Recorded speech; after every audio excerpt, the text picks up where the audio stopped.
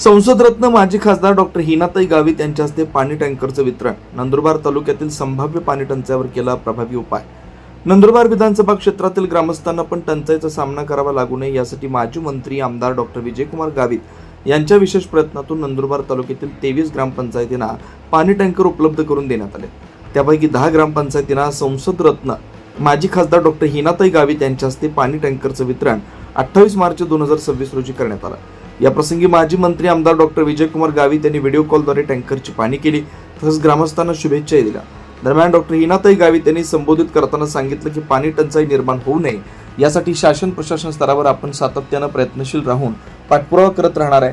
नंदुरबार विधानसभा क्षेत्रातील बलवंड होळतर्फे रनाळे, वैंदाणे, आसाने, मांजरे, रजाळे, खोंडामळी, कोळदा, शनीमांडळ या गावांना पाण्याचे टँकर वितरित करण्यात आले.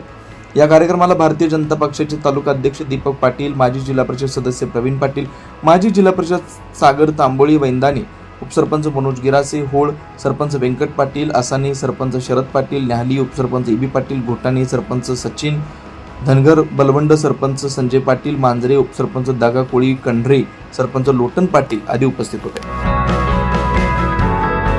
24 लाईव्ह महाराष्ट्र न्यूजसाठी योगेश पवार, नंदुरबार.